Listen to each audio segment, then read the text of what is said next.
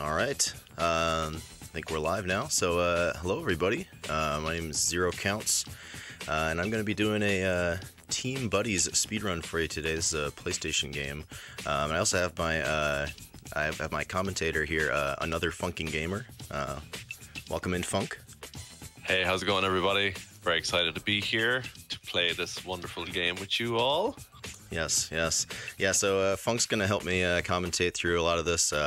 It's a pretty intense speed run. A lot of action going on all the time, and so I hope you all enjoy it. It should be a fun romp. All right, I'm going to get started here. I'm gonna do a 3, 2, 1 and go, and then we'll get started. Let's see, 3, 2, 1, and start.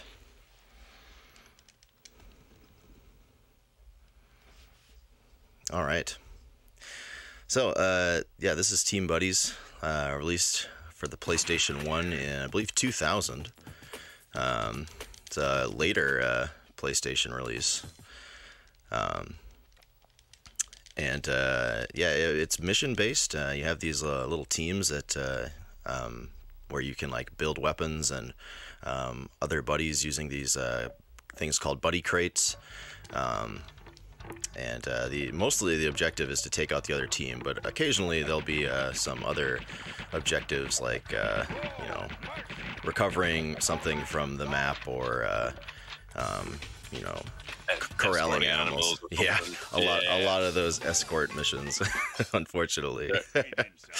They're the most troublesome thing. I've often find it so hard to describe what this game is. It's still quite unique and very difficult to explain. The basic way I could say it is it's Command and Conquer matched with like Freedom Fighters, where you're building something but you're only controlling one unit at a time.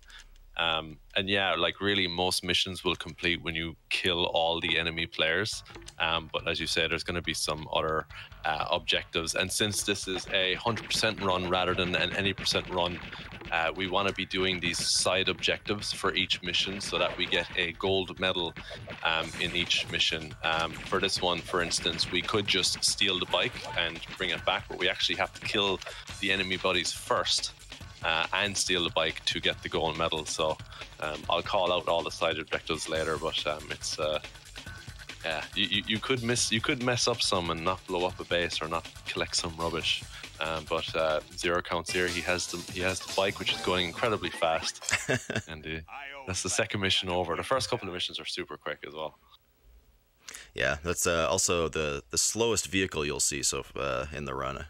Just the regular old bike, just introducing you to the concept of vehicles.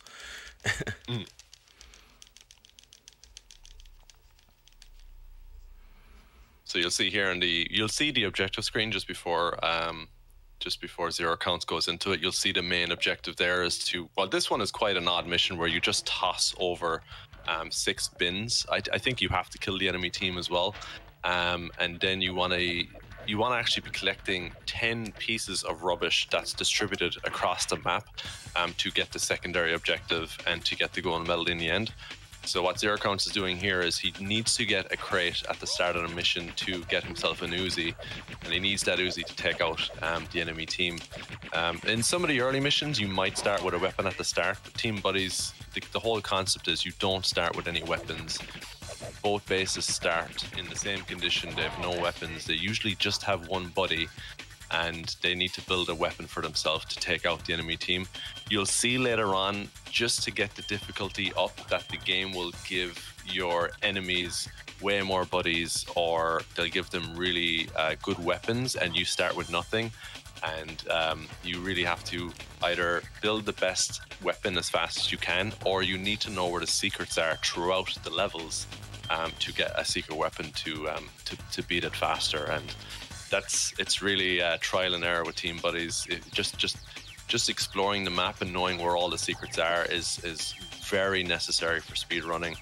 You'll see a couple of like structures here in the base. There was a statue that ZeroCounts just walked past. There'll also be like trees or buildings or even buttons that you have to press to get a weapon to appear.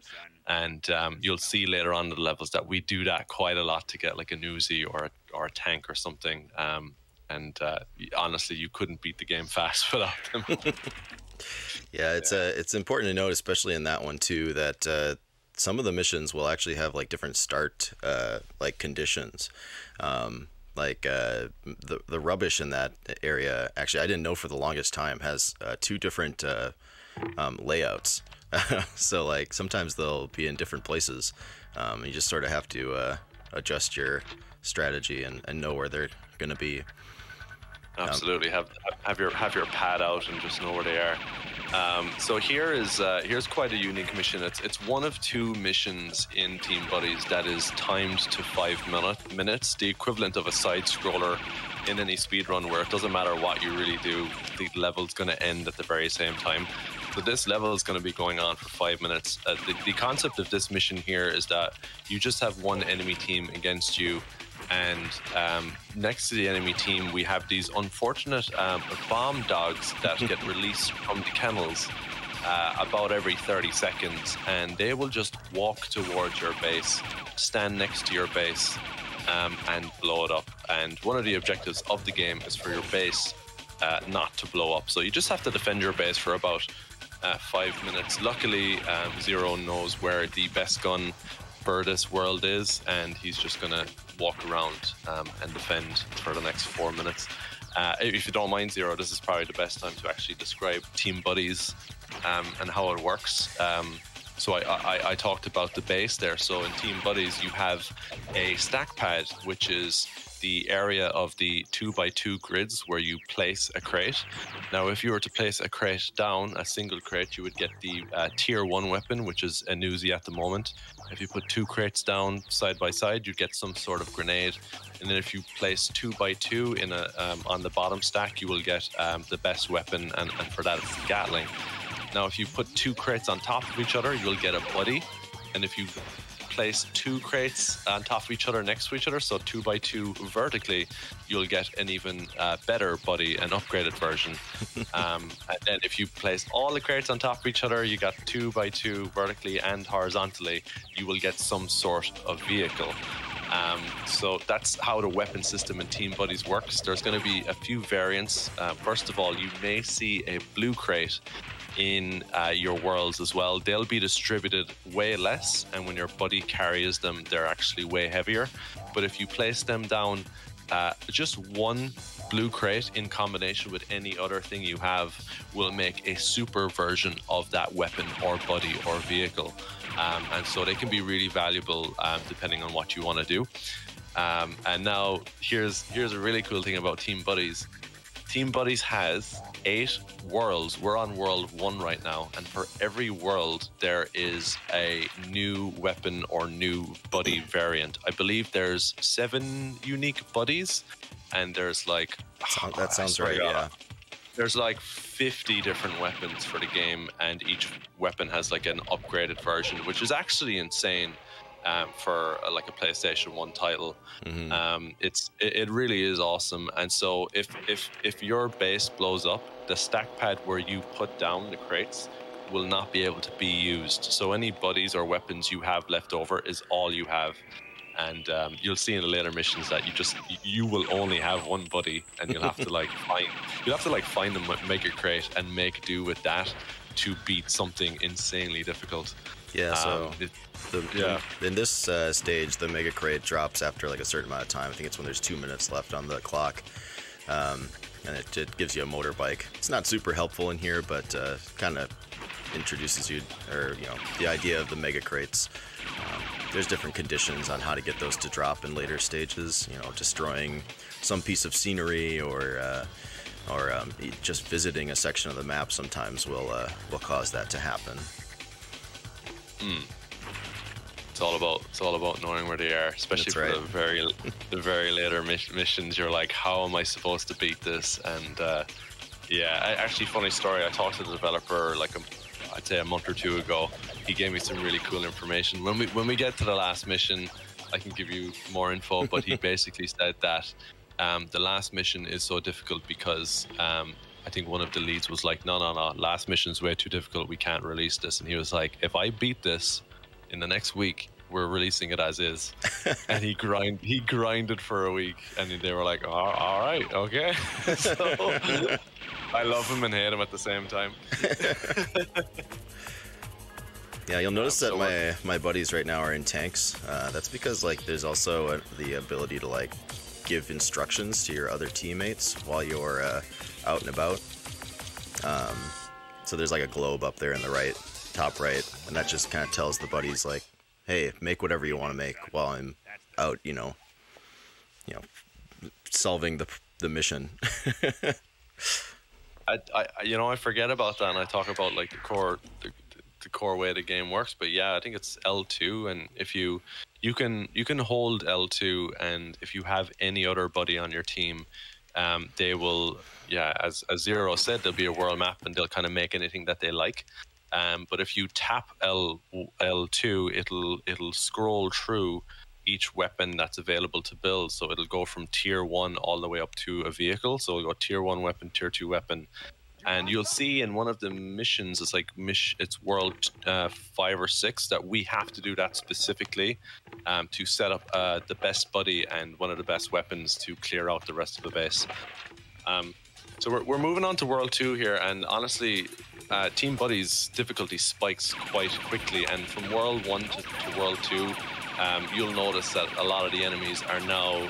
You'll see already that the amount of enemies here in the team is quite numerous, and they all have pretty impressive weapons. But luckily for us, if you do destroy the enemy base, they will destroy these power-ups. They'll guarantee to destroy 2 very essential power-ups. One is pumped up, which essentially means you don't expend any ammo while you're shooting for about 20 seconds. And then the second power-up is shield, which I believe lasts about 15 to 20 seconds. So what Zero's doing here is he's pretty much gunning for the building. While he's doing that, that'll cause all the other buddies to panic and run over and try and stop him. But again, luckily for us, they're all holding grenades, so they're just helping us blow up their base rather than stopping us blow up their base. So Zero's just going to take him out. He's got the Gatling, so that's the best gun in the game. He did build that really quickly at the start. He's going to finish wiping out their base. He's going to get the pumped up because he doesn't have much ammo left. And yeah, one of the missions here is the farmer lost his tractor, and we said, look, we'll get it for you. We'll help you find it. And I didn't really even go into the story of Team Buddies, and if you saw we probably skipped the cutscene at the start, and that kind of lays the groundwork for what's happening. But there's a story to this game? Oh yeah. Oh yeah, no, didn't you know? Yeah. So apparently, if you turn on the game, there's like this cutscene. Oh, okay. No, I'm joking. Yeah. Yeah. So the buddies are just kind of really happy guys. It's Buddyland. The cutscene is them partying in a tent out in a field, and they're having a great time. And then this mysterious shroud, or what they call the eclipse, appears, and these mysterious crates drop on Buddyland. And what happens is the buddies are quite confused, and when they start kicking these crates open, they discover there's weapons in them. And, don't you know, when you start finding weapons and everyone else has a bigger weapon than yours, you start getting angry and start shooting each other. And we're thrown into the world of Buddyland when everyone has crates and they're going a bit crazy. And so the first couple of missions in the game are simply, oh, there's chaos in this area. The farmer lost his tractor. He's a nice farmer. Get it back for him. Or, hey, the buddies here in Quarrelsome Quarry are, not getting along. Kill them all, or let them pay. I'm not sure the terminology exactly. And so we're going to be doing that. And as the game goes on, it'll start to kind of unravel why the buddy crates have fallen on Buddyland. And we will start meeting people that may help us figure out more. And we'll go on a couple of journeys. But again, I mean, the mission is essentially kill that, collect this, escort certain animal. But I will say the story is quite fun if you pay attention to it. Yeah, it's a really charming game. Like, it's just I don't know, it's just really silly. Really silly and fun. Yeah. Having spoken to the developer, the tone of the game, the kind of mishmash of kind of vibrant colors, like cartoony, This game was definitely meant to be for a younger audience, and it was apparently a later decision to make it a bit more gritty. They did one thing we might not actually get to appreciate in the speedrun is all the voice work done for Team Buddies. They did get professional like voice actor, comedian, I believe, to voice several voices. You might not notice, but there's eight different color buddies in the game, and for each color there's a unique voice. And you know, it's a product of its time. There's a couple of colors there that are very stereotypical of certain countries, but if you've ever played Hogs of War, it's still kind of humorous, old-fashioned, and it's quite interesting that each color has its own voice, and also that I talked about 7 unique buddies. Each one of them has a unique voice as well. There's a cyborg, there's a Superman. You'll get to meet them all. There's so much going on. Sorry, I love this game. Yeah, no, you're doing great. Yeah, this is especially a place where I gotta like focus up a little bit because this is a big run killer. Yeah, absolutely. I'll talk anyway. That just like I said in the first mission here in World 2, this is a way harder world. This piggy in the middle is probably one of the hardest missions in the game, because not only do you have to defeat all the bases, you have to save 3 pigs and put them in the pen in the middle, but you also have to deal with a full arsenal of team each time. And not only do they have a full arsenal, meaning they have really good weapons and there's a lot of them, they're building more, and they could potentially build tanks. And they're quite random in their behavior. They may decide to all gang up on you. A stray grenade could kill the pig, which means a reset. You just have to restart the level over again. I don't think Zero is going to encounter it. It's quite rare, but there's a new buddy type in World 2 called the Medic, and if the Medic doesn't have any weapon equipped, they're actually really deadly because they're melee. Everybody has a unique melee, which is just the action button without having a weapon. Oh, good thing he has a shield here, but he has to protect the pig. If the Medic catches you, they'll basically pump you up like a balloon, and you'll fly across the map. And while you're ballooned up, if you take a shot, you will pop. So this is pretty tense for Zero here. He's got 2 Gatling guys. He's probably going to have to hide behind the enemy base, maybe hopefully get the shield, maybe get some emergency health around here. Yep. This is pretty much worst case scenario, but a few of their guys are panicked, so they're kind of running around. A loose grenade or something could be deadly here, but it looks like a few of their guys are panicked. As long as the pig stays alive, he might just get the shield here. Oh. Get the shield. Oh, get out of there. Oh. This is quite common for piggy in the middle. This is par for the course, to be honest. This is a run killer. Yeah, look, that happens. It's either the pig or it's you. Yep. Yeah, we'll go and do that one again. Yeah. Sometimes they'll go like all gats, and sometimes they'll go all grenades. And the grenades are nice because you can take down the base a lot faster. But yeah, the Gatling guns, surprisingly, if you're strafing a lot, you don't have to worry about them as much because their aim is sort of like kind of like spreads around. It doesn't like shoot exactly straight. But the grenades, I mean, they can hit from a really far distance, and yeah, they're not fun. Yeah, grenades have a lot of splash damage, and if you didn't see one coming at you and you walk into it, it's GG's. But yeah, that's unfortunate. The kind of way Team Buddies works, I feel like every time you start a new level, the AI behaves. That's unfortunate. He's after picking up the shield, so Zero's going to have to ignore him for a while. But yeah, the enemy team could behave quite differently. As I said, he could build grenades, he could build Gatlings, they could build tanks, and it's just it's really a coin toss of randomness. I think if you reset the game, they're going to behave quite differently the next time. So you're kind of hoping they'd be good to you. Yeah, and every second that you spend not like taking care of the enemy, like it's just more time for them to kind of upgrade their stuff. And Absolutely, yeah. I should have said that like at the very beginning. Team Buddies is encouraged. Oh, that's after picking up the shield again. Okay, that's all right. Well, one of the enemies has the shield. You just gotta ignore him. for about 20 seconds and just do your business. Luckily, you can just save the pigs first anyway, and the mission won't end. You can just go back and kill them after. So yeah, piggy in the middle enemies are just chaotic. So you got plenty of health here, so I think you're going to be safe to take out the orange guy, and then you just have one more piggy. I'll let him go. Actually, sorry, I forgot you skipped the orange team in general. Yeah. Decided to go yellow first that time. Yeah, I do that sometimes as well, just kind of hoping that the positively benefit you. Low on ammo here, what are you going to go for? Yeah, going to do a safe frenzy, shield. yeah. And frenzy after, yeah. It's a good tactic. It's awesome that you get 2 power-ups popping out of the base, because depending on your situation, if you're low on health, you're going to get the shield for sure. But if you're low on ammo and you really want to just speed run it, you grab the ammo. Okay. So he's after getting the medic. Thankfully, the medic didn't grab him. And I think there's one more orange below. Yeah, I see him over there. Let's get the it might be first. 2, honestly. Yeah, who knows? Or maybe that was just his feet left over. Oh no, you still got to get him. You'll see the UI is pretty good. You can see how many pigs are saved up in the top left. And also, what is happening there? That's a first. Yeah, might as well get a power up or some ammo. I think there's one here. Frenzy? There it is. Yeah, I think it's that one. Yeah.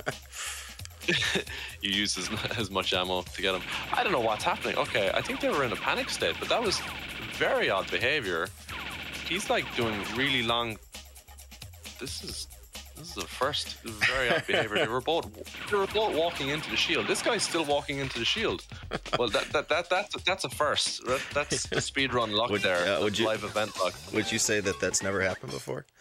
I would confidently say that would never happen before. Yeah, we're gonna probably see a lot of instances of that today.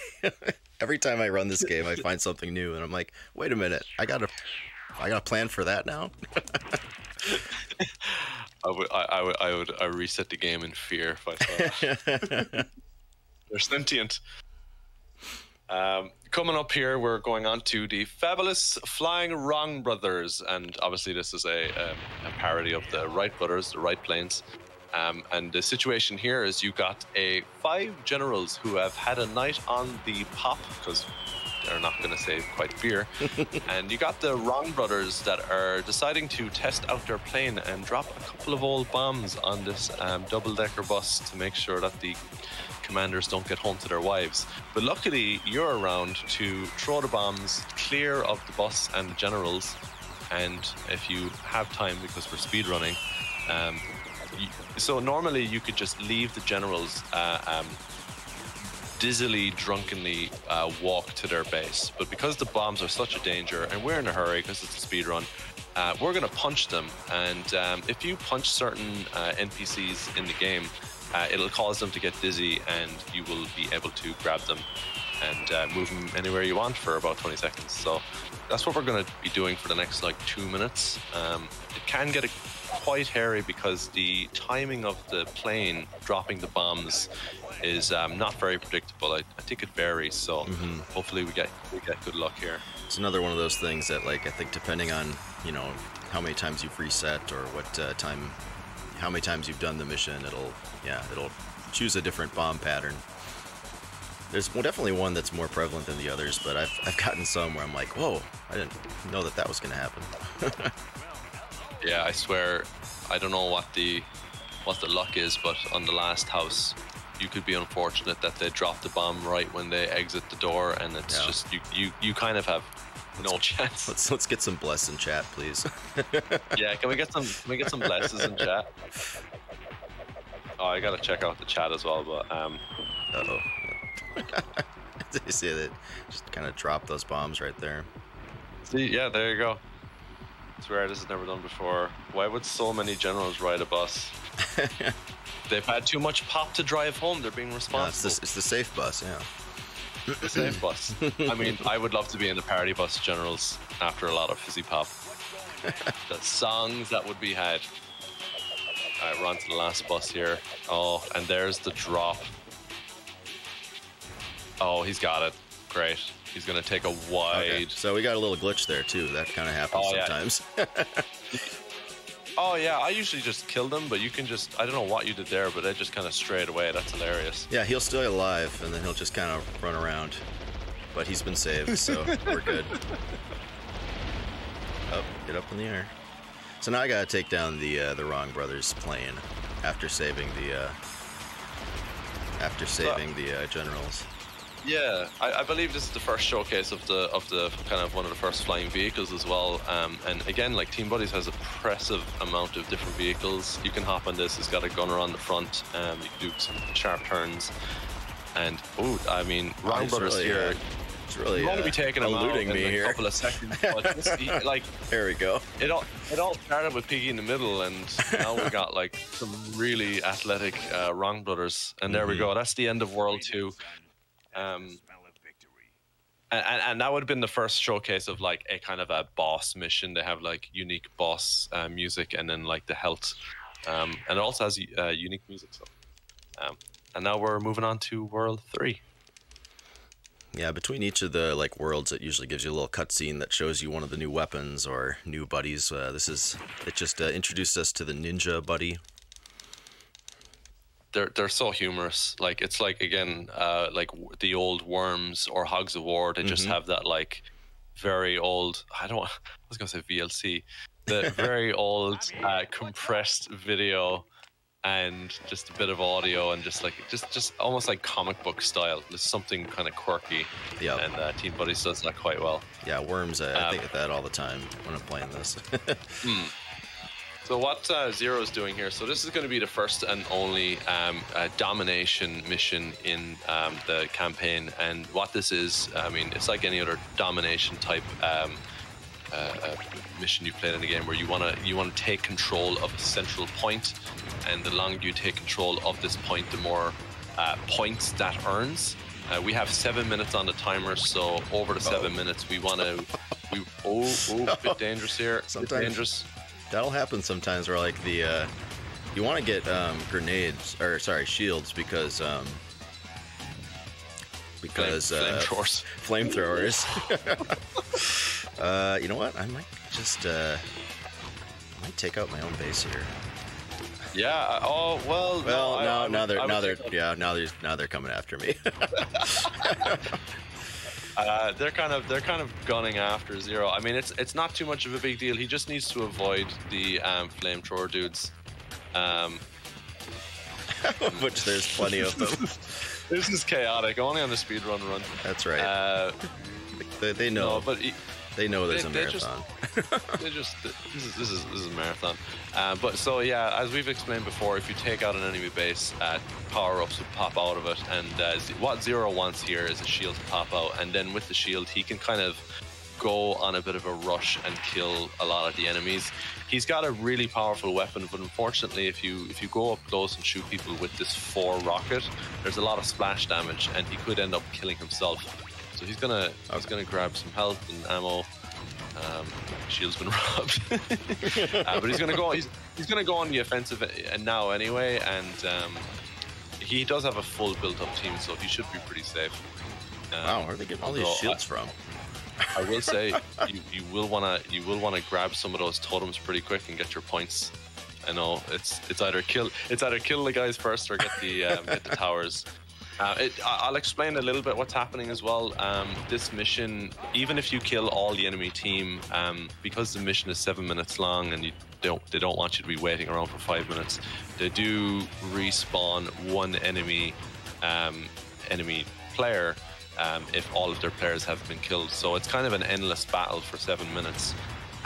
Really making the points you've earned be the only way you can win. I do believe your own team also spawns a single player if all your players have been killed. That's right. But it still slows you down because it's the first tier buddy with no weapon. So you really want to be dominating the field, killing all the good enemies and all the good enemy weapons. And it looks like Zero's gotten a hold of the match now, and he should be safe. To finish this mission. Nobody's got flamethrowers anymore, so we should be good to wait out the clock and win this one. Yeah, this will give us a little bit of time to kind of. I do have a couple of notes here because I'm definitely going to forget stuff. So you have seen that if we smash. So each buddy will have their ammo and have their health capacity, and the better the buddy is, generally the more health they'll have. To get health, though, you want to be kicking a crate. So if a crate isn't on the stack pad, you can just kick it with the action button, and it'll just drop some ammo and health. And we're going to be doing this throughout the speedrun, like constantly, when we need some ammo or when we're just about to die. I talked about the difference of red and blue crates. If you kick a blue crate, it's going to have substantially more ammo or health in it, so they'll be the valuable ones to kick. Oh yeah, that's okay. That post-it note's good. All right. Something interesting about this stage actually is speedrun-wise is that if you like go like, you know, you have 5 minutes to kind of jump around and do whatever. And one time I was just playing around, and I think I like got another mega crate, and then the frame rate started dropping. And unfortunately, the frame rate also impacts the timer. So I don't do that anymore. Oh. Now I just started run around, and sometimes I'll shoot things, but I try not to do too much. I lost like 30 seconds due to frame rate slowing down. It was really weird. I always wondered why a no matter what 7-minute mission varied by a couple of seconds. Yeah, exactly. That's exactly it. Oh, look at that. What's the common quote at the end of Metroid speedruns? Is kill the animals, save the animals. Yeah. Save the frames. Yeah. We don't know what causes it here, but whatever it is, we're gonna kill it. Yeah, so we're gonna have like a minute and a half left, and I like to say when I do these runs is that this is when the run starts, because World 3 again, it gets a little bit harder. It gets a bit technical, and it's definitely gets fun. But you'll see the variety of missions really explode here. I will briefly say just a history of speedrunning. I really want people to jump on this game if they're curious about speedrunning it. But up until 5 years ago, a speedrunner called Bringer Z put a speedrun up on YouTube, and it was for a time of 1 hour and 50 minutes. And then shout out to Casual Causewary, who is currently the #1 speedrunner in Team Buddies, and he now has 1 hour and 20 minutes. And himself and myself have been going back and forth between having the world record the last couple of months. But I think it's because this game is so rare and a whole lot of people know it that hasn't been speedrun that much. Yeah. But if you guys haven't played it in your childhood, do find a copy, pick it up, and give it some love, because it's incredible the amount of love I see in the comments on Bringer Z's videos, and then one of my world record videos. It was like everyone wants a remake, everyone misses the soundtrack, the characters, the story. Like it's yeah, there was. I just love Team Buddies. I know there were fan game, or like a fan game for a while. It was a long time ago, but yeah, there's definitely a fan base out there. Not yeah, shout out to. Sorry, go on. No, go ahead. I was gonna say shout out to teambud.io, who made like an online version of Team Buddy. That's like you can just go to the you can just like go to the web and just play it. It just has all the models and stuff, but it's kind of, I played it last night, it's a little bit laggy, but it's just really cool that they made it. And I've been messing on Unity with stuff as well, but yeah, so many videos of people trying projects, and then I never see any results, and I'm like, but anyway, back to the game. We're going on to Sphinx Jinx here, and this is another 4-player deathmatch. And what Zero is doing here quickly is building the best weapon, and now he's going to run and he's going to storm the orange team. Yeah, so he's going to storm the orange team like before they even have a chance to build much weapons. The cool thing about this mission is you start off with just a couple of crates next to your stack pad, and then all the major crates are in the center of the map, which kind of creates the chaos of everyone meeting in the same area. And we also have these NPCs with shotguns that are pretty annoying. They will take down the enemy team as well, though, which is nice. Sometimes that's helpful. They'll take you down if you look at them wrong. Yeah. Yep. But Zero's making quick work of the enemy here. Really, he just wants to make sure that he has enough ammo to take them all out. And if they start running away after they're on fire, that he makes sure that they don't get too far. But he's actually making really quick work. That was a really good Sphinx Jinx. I think that's a lot of them. Yeah, that was a very nice time. Yeah, so we took them out. Yeah, those as you can see, the Raider is shooting me while I'm cheering for my victory. And you'll see those camels later. It's really cool. Each world has a unique animal in it, and I think in the first one it's cats and dogs, and then the second one, I don't know if there's an animal in the second world, but in the third world it's camels, and we're gonna help these camels get home in this mission. I'm gonna try my best. So what Zero's going to do here, he's going to be building the best buddy, which in the desert world is the ninja. The ninja is the most agile buddy in the entire game. So he's going to build him up. What he's going to do here is he's going to command his buddy to protect the base. The reason for this is because Zero's going to be guiding the camels, and if he doesn't command his buddy to do something specifically, his buddy is probably going to randomly walk around and confuse. Oh, this is I've never seen this before. Yeah, I know. I don't know why he's way over there. I tell you, marathons, man. Marathons, man.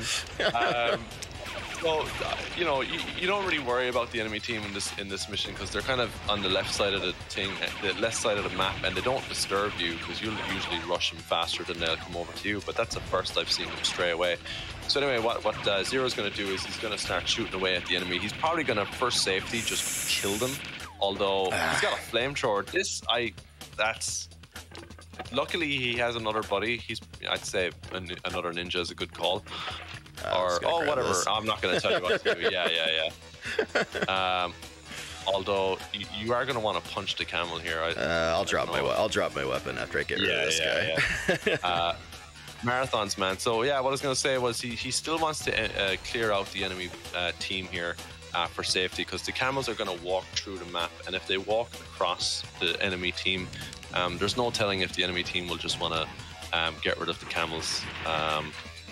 So he's unfortunately, the enemy team's base is surrounded by turrets as well. It looks like he's cleared out the enemy, so that's great. And now he's going to discard his weapon because he doesn't need to attack anything anymore. So the camels, unfortunately, they just kind of stop and wait for you. You got to give them a little tap, a little encouragement, and they'll be on their way. Unfortunately, there's going to be a couple of lizards in the middle of the map, but we kind of found recently that you think that you have to kind of walk with them and kind of beat up the lizards and stop them from disturbing the camels, but there's a little bit more success rate if you just leave the camels at it. So I wonder how they're getting on. Hey, they did it. They made it. Oh wow, they made it past the point of no return. Well, except for these guys now.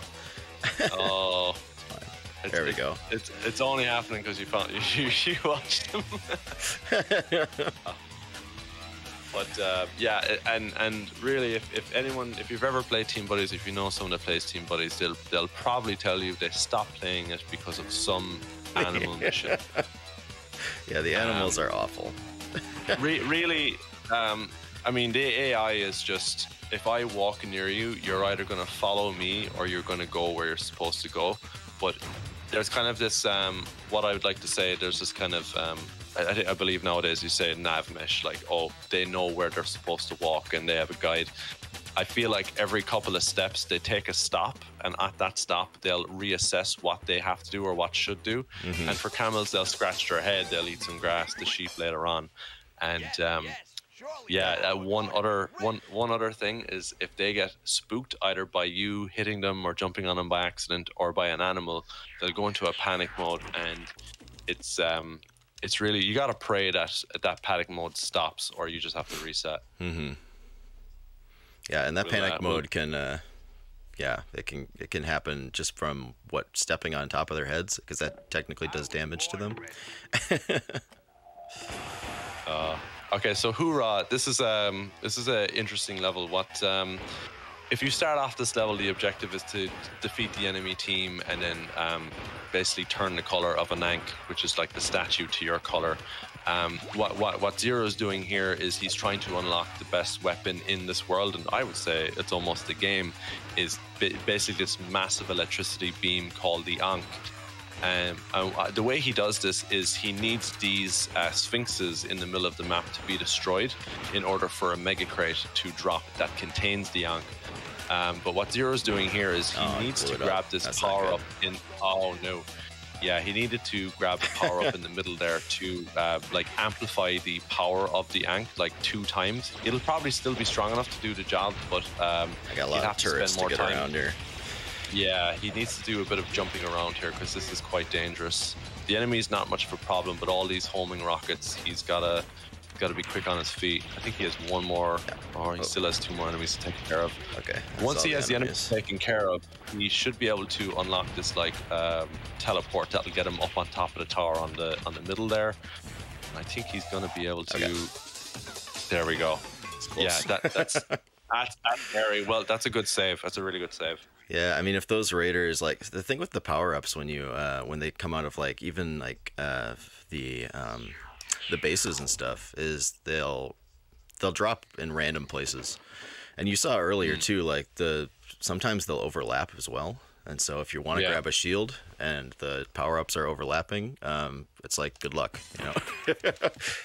you gotta walk through them in a certain order, and it's like, whoops, I now have the shield and I didn't need it. Yeah, it's a lot of luck in this game. Yeah, and in that case, like the raiders, like I couldn't get on the ground to grab the power-ups because they kept shooting me, but we made it through without dying. So we're on to World 4, and we have another 4-player deathmatch here. And like always, we're going to be. I believe Zero is going to be building a ninja. Yes. For mobility, and then he's going to be wanting to build the best weapon. Cool thing, just like the other deathmatch maps, there may be a blue crate, and what Zero's going to do is he's actually going to try and get one of these valuable blue crates so that he makes sure the best weapon is a upgraded best weapon. And then after finding a couple of hidden shields, he's going to be invincible for a couple of seconds while he goes absolutely ham on the enemy team. What's really funny about this mission too is if either by accident or maybe by you punching one person, they'll start throwing grenades and shooting each other, and they might end up killing each other a good deal by the time you start actually fighting. Right. Come on. You can also. Oh, he's got his. But I just realized you got your buddy to help out with you there. So yes, that's a nice little feature. You know, sometimes even when you do that, sometimes they'll quote unquote help out, and they'll take the weapon after they make it. And it's like, great, hey, look, thanks a lot. They're trying their best, man. Okay, it was the year 2000s.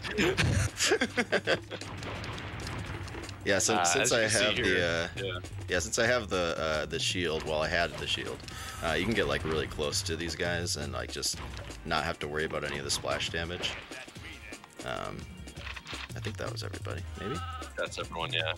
And even we did find the shield on the left, but there's a lot of shields all over the map hidden in trees. I don't know who put these shields in there, but they're really handy, so thanks. What do we have now? Nursery crimes? Nursery crimes, yes. So, you know, Little Red Riding Hood, apparently she's stuck in a gingerbread house, or the witch's house. Like, and that happens sometimes. You might have heard this story before, so it would be fine if we wanted to just save her, but apparently 3 of her sheep got lost, and they are the bane of speedrunners' existence. Here they are. So these guys, you know, pretty chill. They look adorable, like, fair enough. But they're kind of following this pathing system again, where you have to stay near them, otherwise they won't move. So there's a hidden weapon there, as we've mentioned before. He's going to need this for a fight later on. So Zero's going to just kind of walk up behind them. They're going to move a few steps. Then they're going to stop and be adorable, bounce around randomly, bounce on each other. And Zero's just going to focus here and stand behind them. He's going to make sure he doesn't damage them by accident. and he'll eventually get him into their pen. You'll see the number on the top left of the screen. It looks like this sheep has bounced on his friend, and he is now stuck in a ledge. And Zero will I might have to actually reset this one. I would call it, because it seems like they're all. And that's true. That's true. Absolutely no fault of Zero's. I don't think you touched them at all. They bounced on their head and they went into the wall. And they like to stick together, so they all decided that the wall was the place to be there. So, yeah, sheep luck. Shout out to the sheep for bringing their A game. They're showing literally everything that Team Buddies has to offer. They're pretty bad. Okay, I'll stop. I'm sorry. So he's gonna try this again. Gonna grab the flamethrower. I'm just. I have decided to do a risky strat of this level, which is not advised, where you don't get the flamethrower, but a orb gun, which is a very high splash damage weapon. Will it be available to you? And it probably only saves you like 10 seconds anyway. But I've tried using it, and it's a word that I use a lot when describing the speedrun. It's very volatile. Yes. It's almost worse than the sheep. So here we're still bouncing sheep, but they seem to be less bouncy. So go on. Yeah, they're doing pretty good. So I meant to mention there's also a couple of wolves up here, just at the end of their path, but it looks like they're at a distance away. You can also see the radar again up on the top left of the screen. You can see a couple of grey dots, and they will indicate the NPCs on the match. Looks like he was glitching there, but they are good to go. Zero's just going to walk down a little bit to make sure they're good. Nice little jump up there, up on the waterfall to get up on these side wall ledges, and that's going to make him get to the enemy quicker. By this stage, the enemy's built up 4 units, which is, I meant to mention, that's the max amount of units that a team can have in Team Buddies. Zero's going to hop into one of their turrets. This one's a flame turret, and he's going to just go ham on the enemy team. Going to blow up the base first. I believe this base also drops some power-ups. Not sure if you're going to grab any. The turret's pretty good on its own. I'm going to try my best, but... yeah. Sometimes they like to steal them. And the reason he's doing this, like, one, he wants to save Red, and she's in the house right next to the guys. And if you save her and they're still alive, they will run for Red and they'll just kill her. But 2, I'm pretty sure actually it's he's in a tank. Anyway, so. Yeah, I didn't even notice that. he's just kind of chilling, And that's kind of part of the reset too. I think caused that, because that tank isn't always there. Yeah. Like if you play the game or reset the game a couple of times, what they decide to build will just change, and you'll be like, what the hell? So, right. I would say tank luck is the worst luck. Because a lot of times they won't actually like be very threatening in the tanks, like especially if there's no like base and there's no other like team members. They'll just sort of like sit around.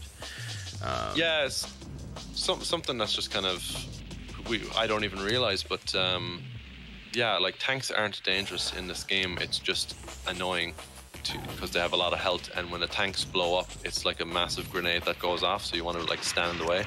It's just a pain. So Red's out, and now Zero's going to escort her back to his base.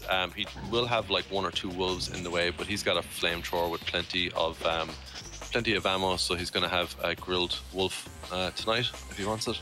There is one wolf that can spawn at the very end here, and I'm really hoping it behaves and doesn't do that. No. We'll see what happens. Well, you said it now, so... I know, I did. I jinxed it. Yep, there he is. Okay, we're good, though. No, he's good. All right, there we are. What's up, Doc? Yeah, now that's the way I like to play. All right. Nice. That's probably I would say hardest. You reset that level a lot, so I'll put that there, like top 5 hardest levels in this. Moving on to camouflage sabotage. This is an interesting one. What we have here is so you're supposed to defend these 2 structures in the middle of the map for 5 minutes.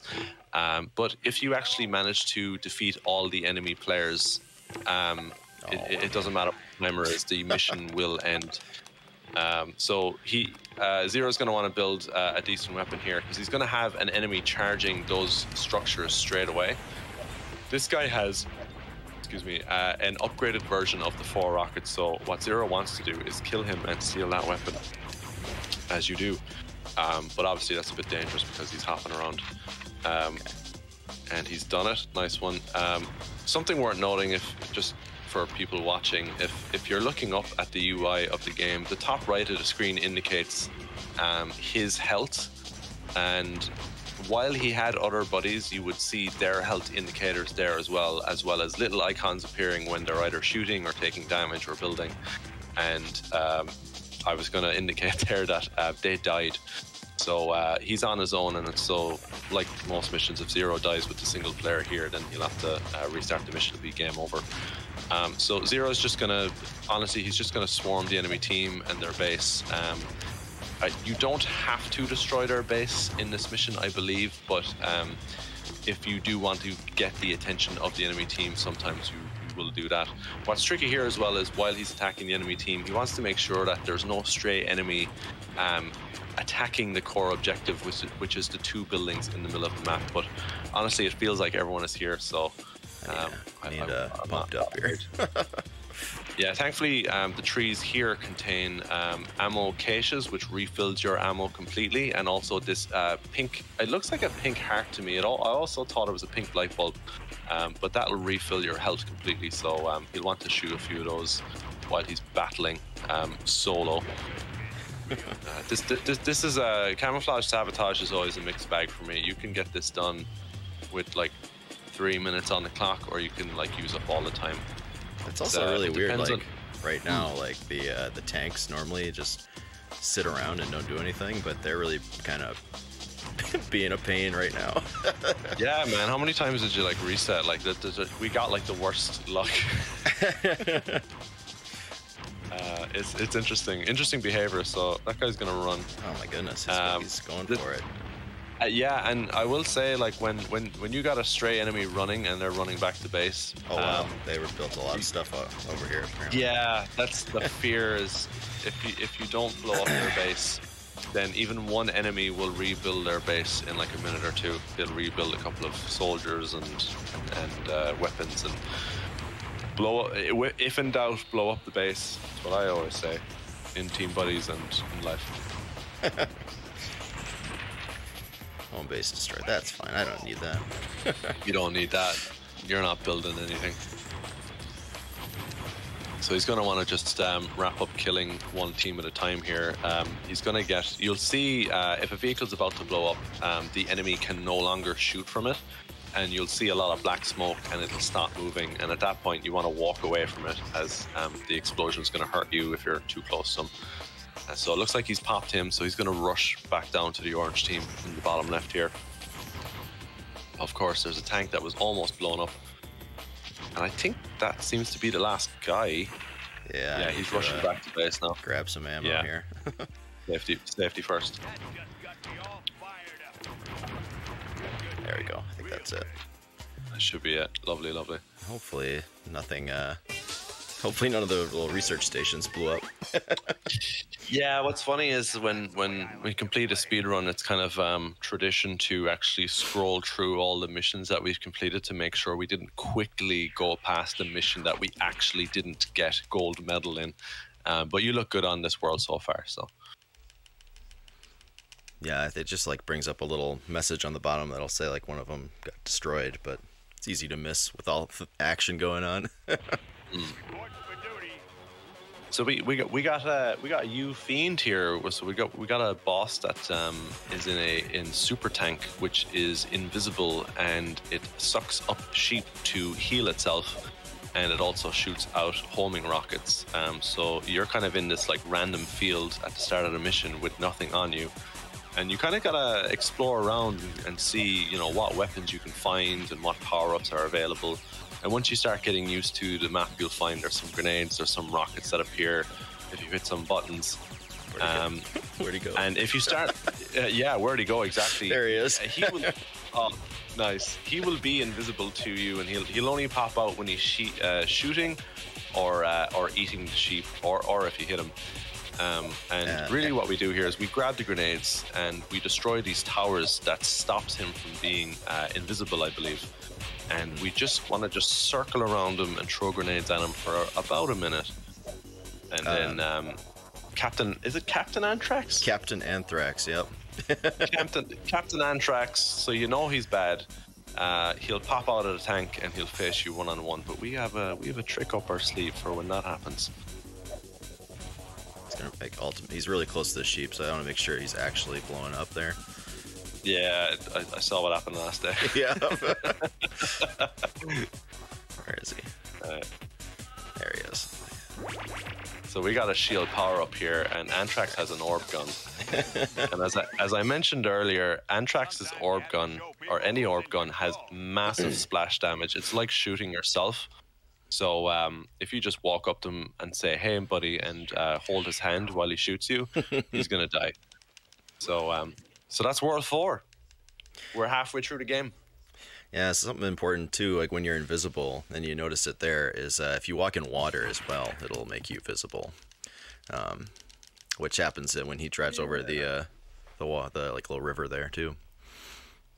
That's it, guys. Remember, if you want to stay stealthy, don't walk on water. Yep. All right. No miracles.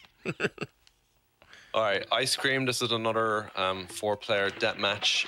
This is really utilizing a secret vehicle. What we do here is we make an ice grenade to be able to destroy a structure, which is a snowman head, and out pops a mega crate when we destroy that, which holds a stealth jet. Why are they running?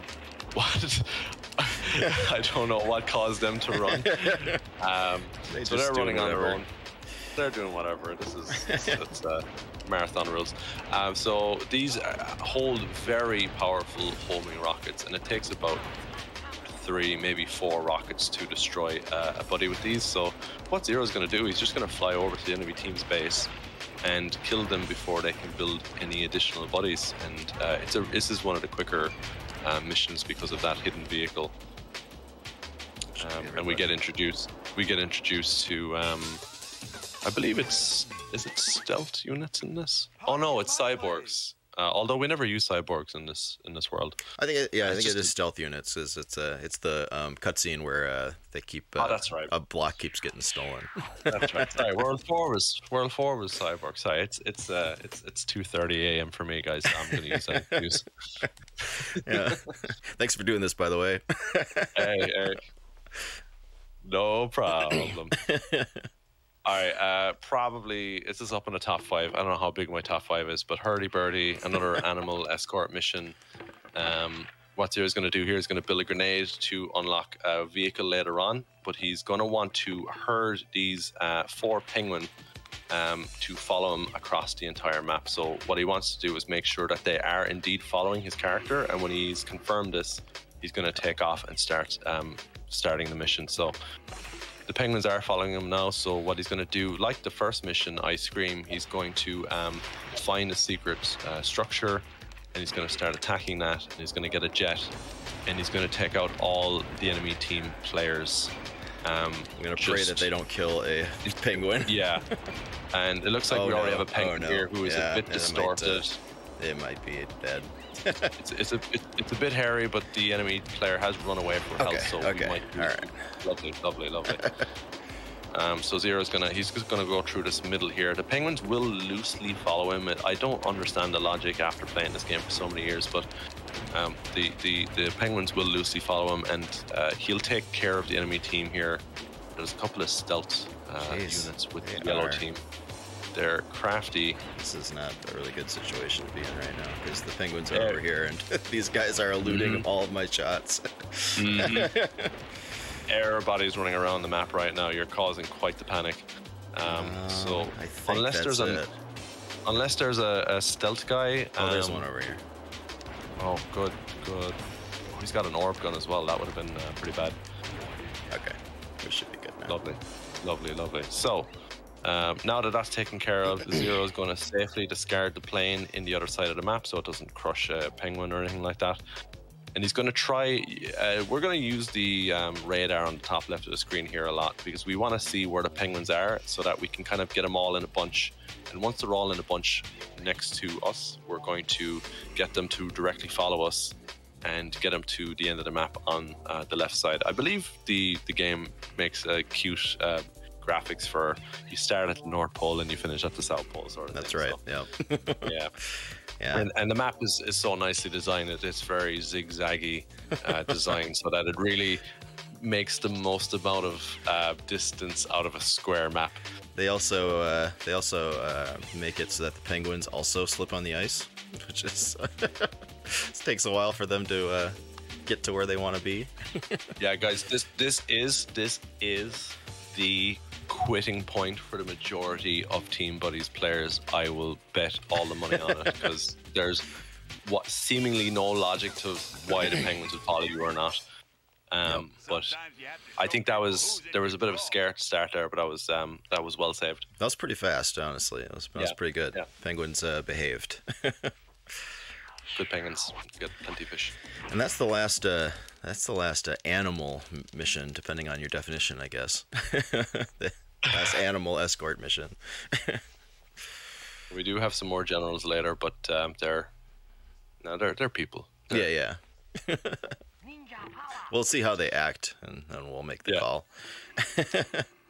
Now this mission's interesting. We're going to kill the enemy players, but it's the kind of first introduction to the story, the story developing, and I believe the objective says something along the lines of there's this very valuable scientist, and he's trapped in ice, and you must go save him because he is critical to finding out what is going on in Buddyland. So you're going to take out the enemy team. They're pretty easy. Again, like I think nearly every ice mission now so far has had a hidden weapon for us by getting a snowman head. So we're going to get scientist Mad Azalari out of his ice prison, and we're going to escort him back to our base. Our base, unfortunately, is a kind of a corkscrew castle situation where we have to run up along the sides slowly. But that's fine because it's up high and it's safe. I have had times where Mad Azalari has just stepped off the sides, but he seems to be playing nice here. And as long as he touches your base, that's GG's.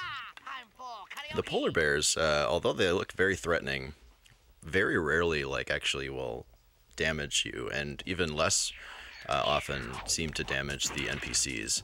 I don't think I've ever seen the polar bears attack the doctor before. No, they've only attacked me while I try and save the doctor. Yep. But they actually like the doctor. I think it's almost like he's evil or something. Yeah, maybe they know something. So here, there's Dr. Mad Azalari has a special mission. He is he has a certain, I think it's a key code or some sort of, it's not even a bomb, it's just something that will destroy a research facility that will help your mission on stopping all the chaos in Buddyland. So what Zero's doing here is he's walking over to the building you have to destroy, but it's protected by a flame turret. Now, a nice little trick, I don't know which speedrunner found this, but praise to them. He's going to just walk Mad Azalari right next to the building and use the crate as protection from the flame so that he doesn't burn up straight away, because flames are deadly in this game. And then he's just going to walk Mad Azalari back. And normally when you play this mission first, you think, all right, I have to build up my base, build up an army, destroy all the turrets, destroy all the enemies, and then I might be able to get Mad Azalari to blow up the enemy base. But with that crate trick, you can do this mission in about a minute. I have invented a way to just slap Mad Azalari into the building, but we ain't gonna do that. We ain't gonna do that yet. That can go terribly wrong. I have watched that. It's pretty hilarious seeing him run off and then just run back in a panic. He needs exercise. Yeah. Give him a slap. Oh, we're moving on to World 3 now. Or sorry, 6. 2 a.m. folks. 3-6. 3-6. Yeah. Chuck's way. Hey, so this is introduction to the Super Buddy. I think it's the only use of Super Buddy. Unfortunately, yeah. The only time we get to use him. Really super fun, and he's quite a unique buddy as well, because the Super Buddy, he doesn't use weapons. Instead, he can run. He can fly. If you actually get the regular version, he can kind of hop and glide. But if you get the super version with the blue crate, he can fly indefinitely. And instead of shooting, his melee will punch an enemy, which will cause them to spin around and be disorientated. And he has a laser beam shot, which is it's great. So I should mention one of the really core things with this game is you can lock on to items, specifically enemy players, by holding R1. So every time we come close enough to an enemy player, we hold R1 and then we just like go ham with our weapons. And right here, since it's a laser coming out of Super Buddy's eyes, we're just using the tactical circle while we run around them, give them a punch here and there, and pop, they go. The Super Buddy is so fun. The Super Buddy also can see the invisible stealth buddies too, which is pretty cool. No kidding. Yeah. Right, that's 2 things you've taught me now. Oh, I thought he was gonna pop into the teleporter there. I know. And that's quick work. Yeah, those teleporters like just kind of send you random places on the map, and if one gets in there, it can be a long time trying to find where they ended up, especially if it's a stealth buddy. Is it return to sender now? I think I'm going to Chinese burn first. Oh yeah, you do it that way. Cool. So I mentioned earlier about the importance of commanding your commanding your team to build something, and we're going to use that fully here. What Zero's going to do is he's going to build a ninja, and then he's going to leave the ninja alone and go off and find I said ninja, but I'll build a you're going to build a general. ninja. Yeah. Oh, okay, gotcha. He's going to leave his unit alone to build a ninja and then build a really good weapon, while he goes off and finds the secret vehicle, which will help him destroy the enemy's bases and also fly around easier and destroy or turn on 5 light switches around the map. So I just found out that apparently if you're in the out of bounds area, the L2 button won't work to give your instructions.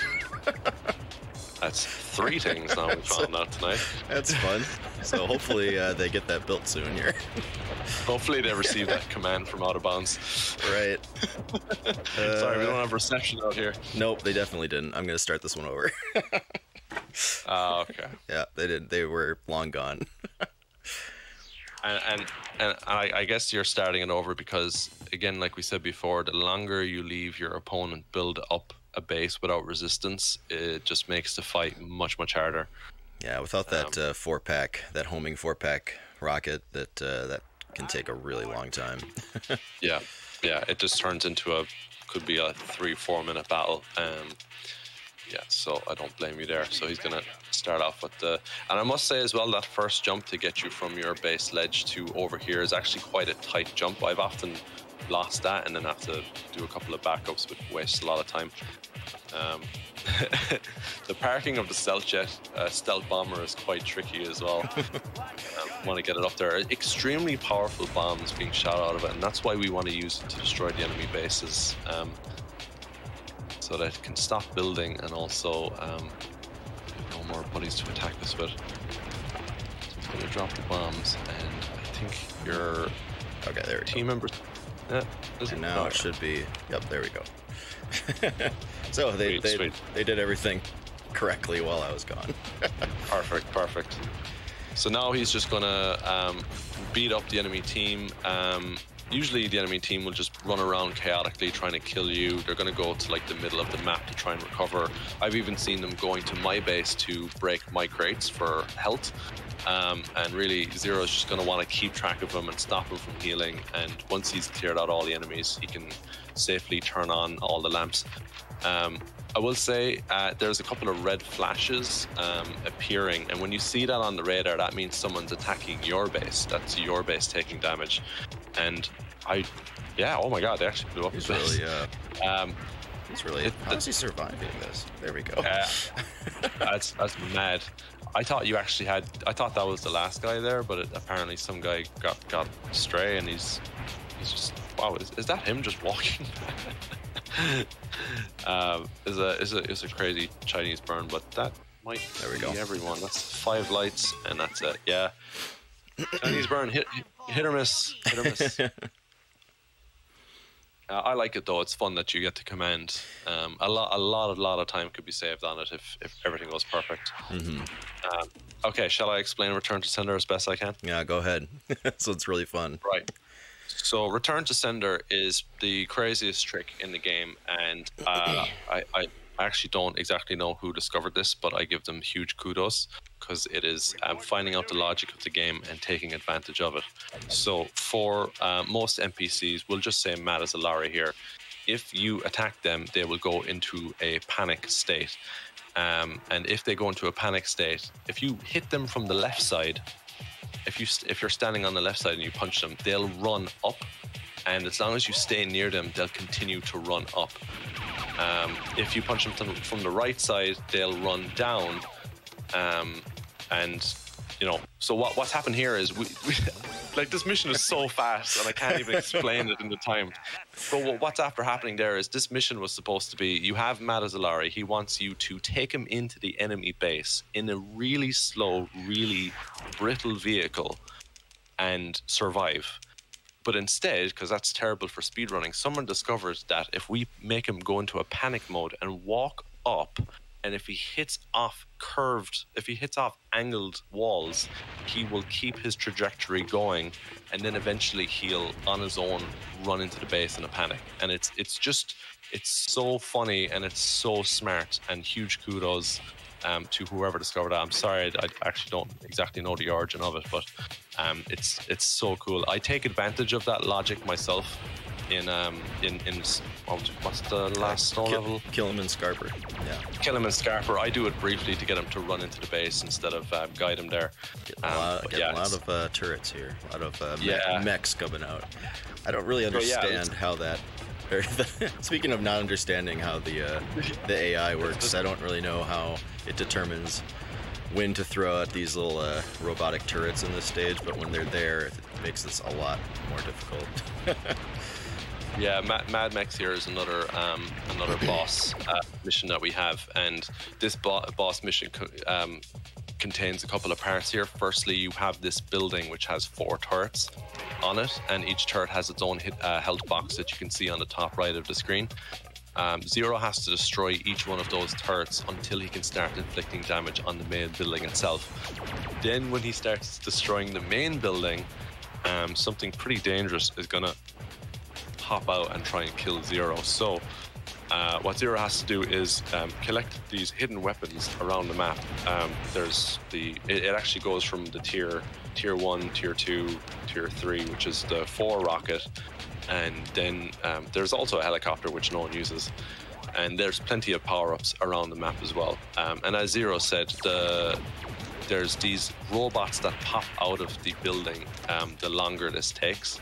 So I don't know what the exact timer is, but the longer it takes, the harder it is, because these guys will pop out. They have like a bullet or they have a rocket, and they're quite a pain. So Zero just wants to safely clear these guys out, get some health, get some ammo, and then he can safely start attacking the turrets again.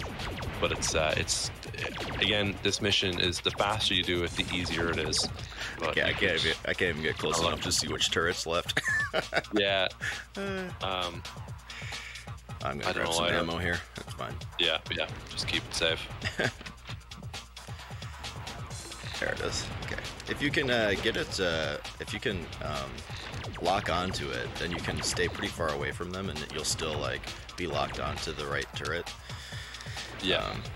Which is really helpful. You can kind of play it really safe as long as you have that lock on. active. Yeah, it's really cool that the lock-on stays active. Like you can see, you're still keeping a radius on. You're still keeping this like radius like arc to the building, even though you're so far away from it. Super handy. Like really, like this game is so quick, and like the movement is pretty agile, and it's very impressive for a PlayStation 1 title. Shout out to Cynosis and Camden Studio. Like this game is like ahead of its time. It's a damn shame there's no remakes. I want a remake. I'll make it. There you go. Alright, I've committed now. So now we have the big bad that's after popping out of that building, and what it is this robot. I don't even know what the name of it is. It's like a Thor robot that smashes a hammer in the ground, and then an electricity bolt hones onto anything that it can kill. And what Zero doing, which is very smart, is he's getting the shield to be close enough to him to take him out. Really, I've in speedrunning, I try and stay just out of position, like outside the radar of him, and shoot in his general direction. But sometimes that electricity bolt just stretches really far, and you know, it'll catch us. So it's just with the length of this mission already, it's really better to just keep it safe, and that's what Zero's done, and that's World 6. Breathe in, son. That's the smell of victory. Now, if you can believe it, the difficulty is going to ramp up even more on this next one. It's gonna, honestly, I think it's gonna peak on this next one. There's 2 more worlds left, but this next one is easily the most difficult. I'm just looking at chat here. I'll get onto summoning Salt to see the origin of that Matt Azalari slap strat. There you go. I'm pretty sure I'm pretty sure the guys in speedrun.com, just in Team Buddies, I'm pretty sure one of them actually mentioned it in a note. And it wasn't even a speedrunner. It was just I think it was a French guy.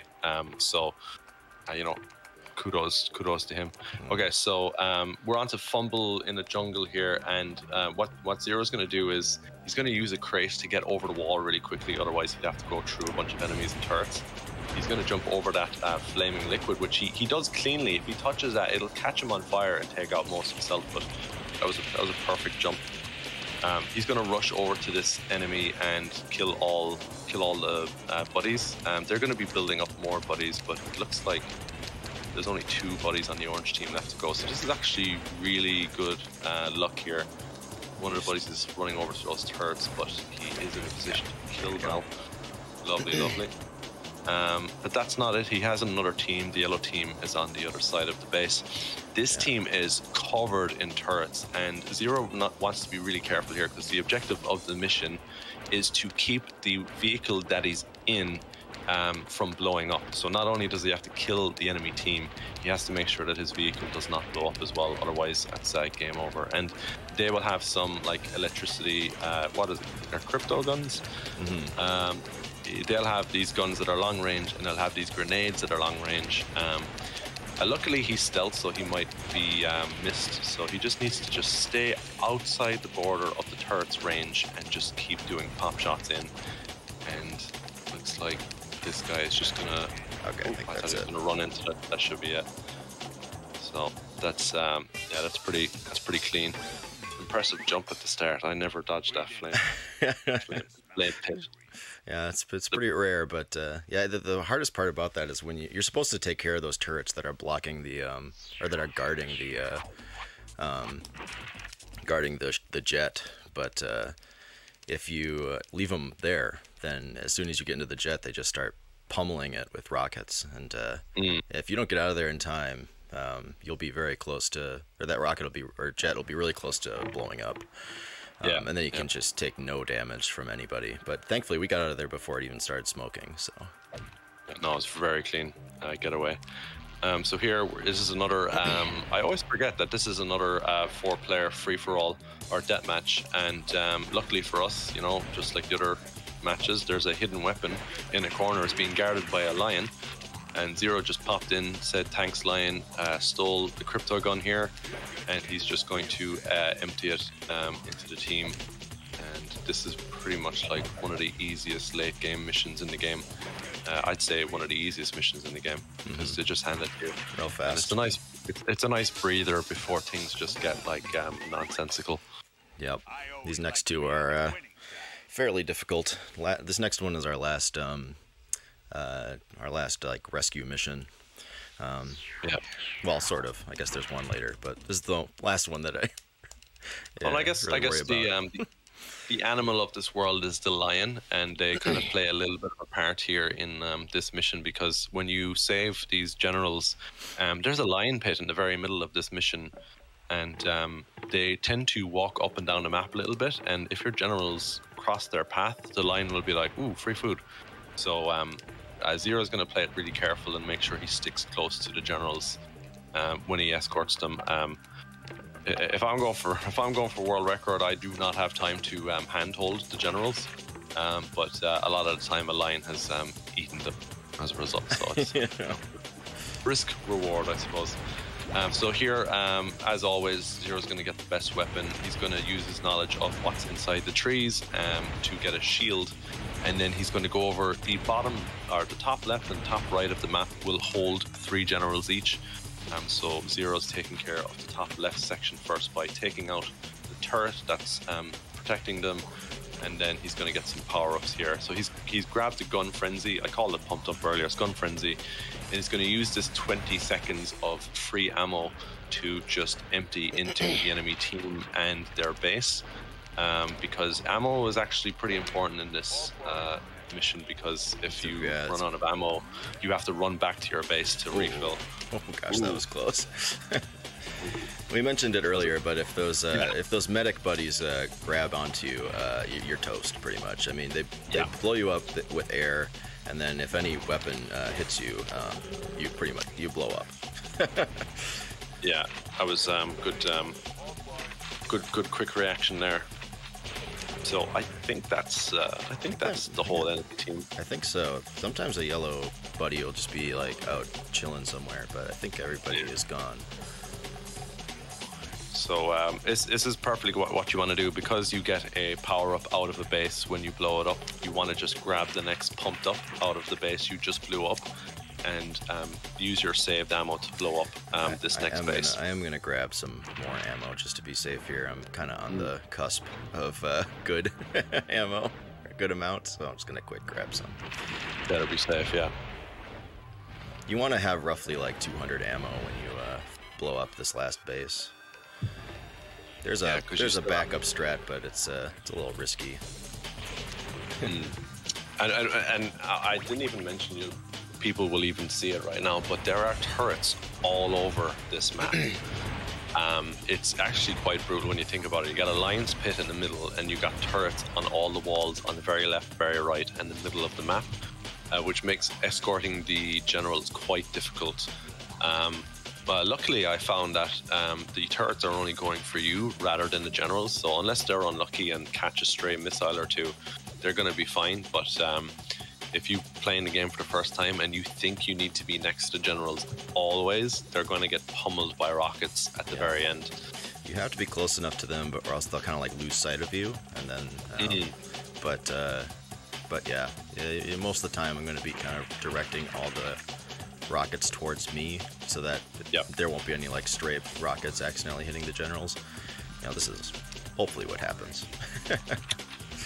I mentioned before that there's like unique buddies, and one of the features of Medic, not only can he pump people up, but he can also his health recovers slowly over time. So it probably showed up earlier when you took damage. Your health will slowly go up back up to 85, and that's pretty handy for a medic with all these rockets shooting around the place. You can kind of be a tank and just tank a couple of hits for the good of the generals. Oh, stray lion. Just, you can actually see lag happening right now. Yeah, you should be good though. You should be good. One of them got knocked out for a little bit there, but he's good. He recovered. Okay. Didn't know where he was. Nice. Nice. Yeah, that'll happen. You take a rocket to the head. Nice. So, I would say, I don't know about you, but I think this is the hardest mission in the game, in for a pound. We need some major blesses in the chat right now. Yeah, This is easily the hardest. Can we get some nice stuff in chat? Whatever passes on luck through the airwaves. Yep. Send them over.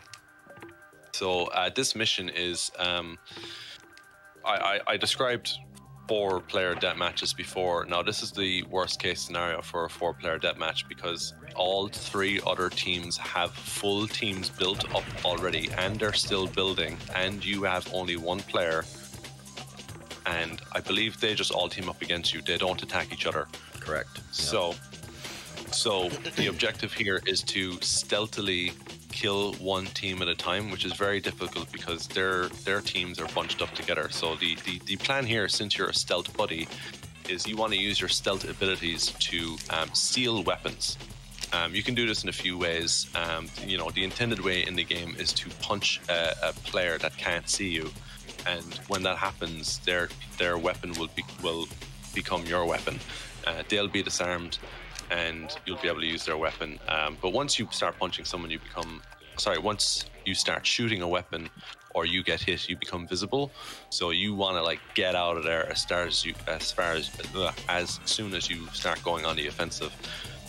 Now Zero, this is honestly, this mission is super hard. You want to be kind of keeping on the border of being on the offensive and taking out 1 player at a time, but also regenerating your ammo and health. And the most dangerous thing in this mission, you gotta get out of there. Oh my god.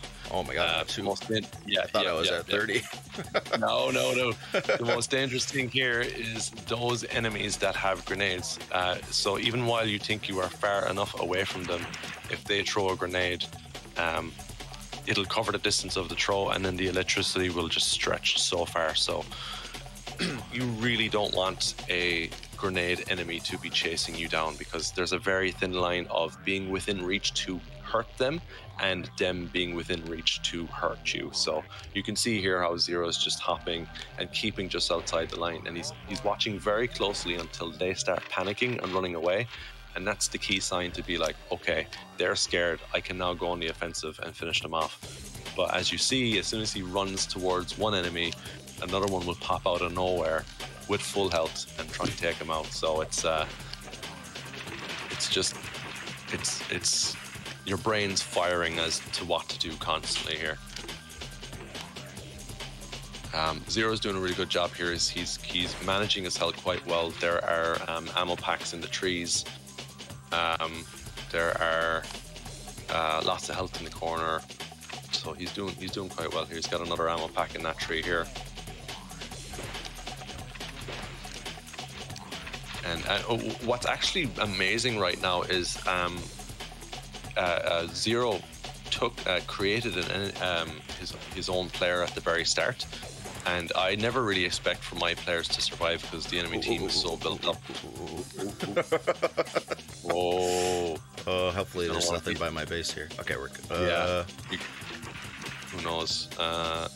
Should be okay. Yeah, I was just going to say that your enemy team would just be swarmed at the very start, and that got a bit dicey there, but it's a real balancing act. Yes, that's the word. Exactly, that's the word. And what's funny as well, he's going to be shooting blindly in certain places because he's also looking for stealth enemies. And what's nice is the stealth enemies, because you are one of them, you know they don't have that much health. So he's going to be kind of shooting the electric gun into kind of blind areas and hoping he gets a hit. The cyborgs have about 200 health. Yeah. So they take way longer to kill. I think this might be the last unit, which is just a tank stuck in a wall. So that's quite nice. That's a free kill. Just have to be careful of the explosion. Yeah, I can't believe I still have a teammate left. That's incredible. That's a first. That's really... Oh, I've never seen that before. I've never seen that before. That's a good thing. Yeah, that's a positive. Okay, so there's still somebody out here. Oh, of course, they have grenades, too. Oh, okay. Well, what's amazing is at least you have a backup, buddy. That's also true, yes. And he has an electric gun.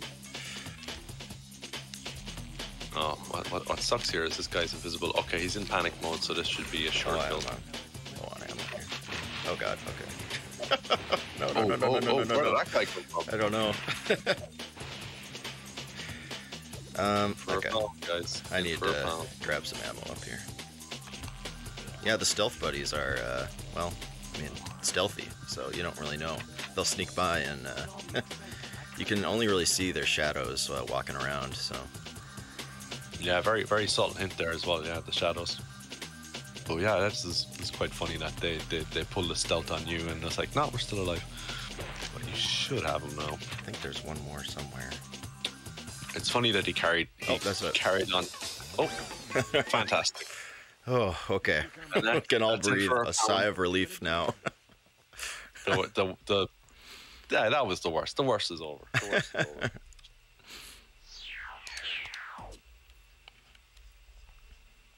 And now we're moving on. And what's funny is the first time you play this game, they're having this dancing sequence here, and what we discover, the scientist we were helping earlier, he was actually helping these other race of people who were responsible for dropping the crates down on Buddyland. And what are that race of people called? The baddies. The baddies. So if there should ever be a sequel, it should be called Team Baddies. I don't know. And what's funny is the concept behind what's going on is the baddies dropped the crates down on Buddyland because they wanted chaos, and they wanted everyone to start shooting and killing each other, and they wanted to record it for their amusement.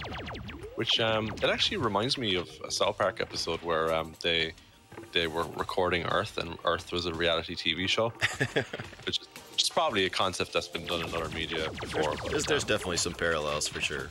Yeah, yeah. So what happened in that little video sequence was the buddies discovered this was happening, and they saw the baddies were running away in a rocket ship, and before they could get away, a couple of buddies hitchhiked a ride on the back of that rocket, and they are now on the baddies' home base, and they're out to get revenge for what they did to Buddyland. So this is like the most brutal 4-player deathmatch against the baddies. I know I said that about him for a pound, but this is another 4-player deathmatch. And what's happening here is you start off with a regular player, and the rest of the enemy team will all attack you at the same time after about a minute. So unless you're really good at the game and able to build up a good gun and just maneuver well, you need to know where all the power-ups are, and you need to know how to build a really good vehicle. Or what we saw Zero do just earlier was there's a secret to be found if you destroy the 4 pillars on the 4 corners of the map. It'll unlock one of the best vehicles in the game, which is the spaceship, which has a very long-ranged laser, which really you just hold down the button. It doesn't have any capacity, and you just want to kill every single baddie on the map. And that was actually a good time, I think. Mm-hmm. That was pretty quick. Yeah, I don't know. So all the teams, I believe, start with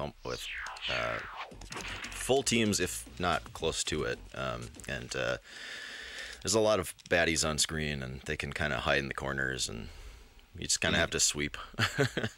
We'll have that same problem in this one. This is a very common stage to get a silver in without knowing or without realizing it.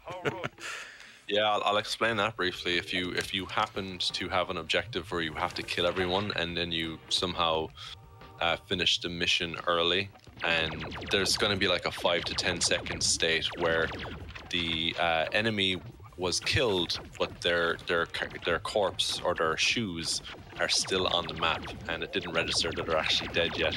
And that can accidentally happen here if you end up killing Madazalari, which is the end game objective, before too quick after killing all the enemies.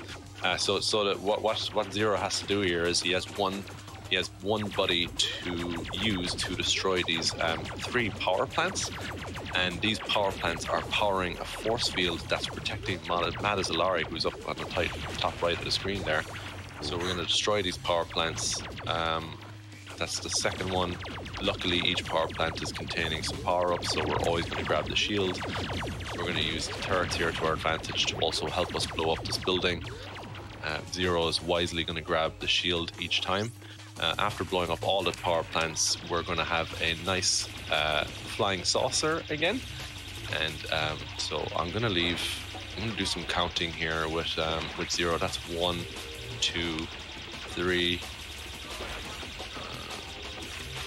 4, 5, 6, 7. There might be one more baddie in the middle, and that's 8. And that should be all of them. And definitely after 5-6 seconds, once the dot disappears on the radar, you're good to go. And killing Matt Azalari is the last thing. You just want to just drive up next to him and start shooting that laser at his head. And that was a good time. Yeah. Even if you can't take him out with your laser, the ship blowing up will do the trick. Yeah. Which is funny. You're really making sure he knows you're not happy with what you did to the planet. So, although I don't think he was responsible, but he did decide to help the baddies as evil scientists do. So here we have some aliens. I think they're called the Icky Men, and these are actually the natives of this planet. I believe the baddies actually just kind of stole this planet. Or I don't know if it's a moon. We're having some. Yeah, the camera was a little off there. It's all right. That's all right. So, like for the first time in a run, Zero's using the. No. That's all right. That's all right. That's all right. We might. Well, here we go. Yeah, we're good. We're good. We're good. Zero's just. You can spin the camera around in this game with select. It goes. Goes 40. All right, that's okay. Oh, that's a quick reset. This is very tricky to start off because you're starting off and it's brutal. The last world's brutal. You have all the enemies, which is 8 enemies with fully armed, just rushing you. And your objective here is to save 5 aliens, but also kill all the enemy. So since this is a speed run, we're trying to kind of do both really quick here. There's this stacking pad. Oh, sorry, not stacking pad. There's this switch that is powering the teleporter for the aliens.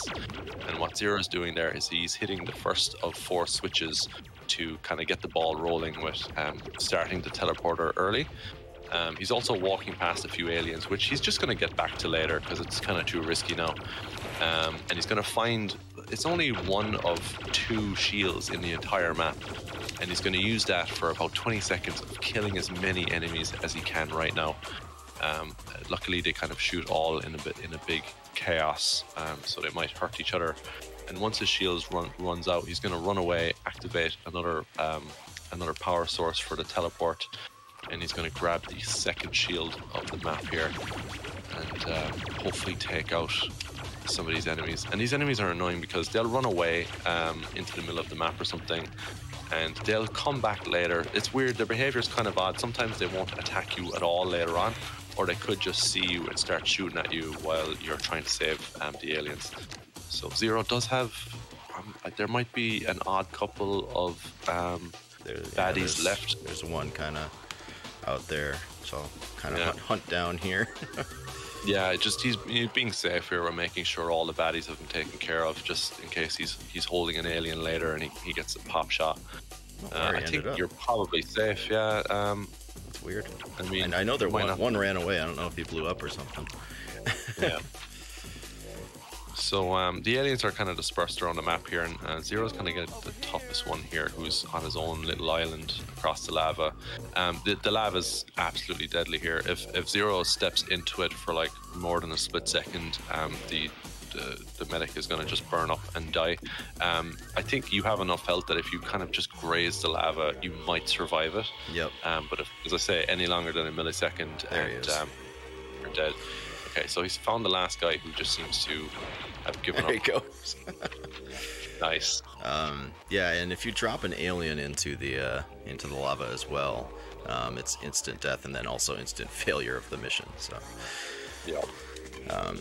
And it's important to note that the aliens, the grab mechanic is very odd in this game. Like it's random, so like when you pick up an alien, like they might just randomly drop out of your hands after either 20 seconds or 1 second. It's completely random. So there's definitely been times where I've picked up an alien and then just jumped over the lava and he drops in the lava and it's like, well, okay, I guess we're done. I guess that's a reset. To be fair, they're scared, frightened, and they don't know you're trying to help. So yes. It's oh. You like that there? Did you do that for me? Yeah. Just making sure. I know it's late there, so I'm just making sure you're awake. The swag slip. Yeah. Oh yeah. That was all the trouble aliens right there, and I don't have to take any more over lava. So now my objective is just to not have myself touch the lava, and we should be good to go here. Yeah. Which honestly can happen. I have a habit of switching the camera angle quite often in my runs, and that can lead to a jump going the wrong direction. So it's all about preference, to be honest. Even walking into a crate there that you didn't see and then just misaligning your jump, lava is scary, guys. Don't touch it. Yeah, so another thing about the AI in this game, or like, I don't know, just the way that this stage in particular is programmed, you think it would be, so you have to hit all the pylons on the side of around the corners of the map every time to activate the teleporter. So once the teleporter is activated and used, everything resets and you have to do it over again. So you think it would be beneficial to just stack all the aliens on top of each other on top of the platform, but it actually won't work. It won't. The game doesn't. You have to reset the alien on the platform, even if you stack them all at the same time. Yeah, you still have to go back and reset them. They've really accounted for it. I do wonder, like, did they intend for like you to just have an ongoing battle with the baddies as you're moving around with the aliens? Right. I don't even know. Just to kind of like make the last couple of missions pretty hard. Yeah, it's a little arduous, but it's also like a sigh of relief. Once you've killed the baddies, I don't know. It's so tense. This is the second last mission of the game, and it's really building up for like, folks. The next mission, I'll repeat the story again. The game developer said that if he could beat this extremely hard mission, that they wouldn't change the difficulty.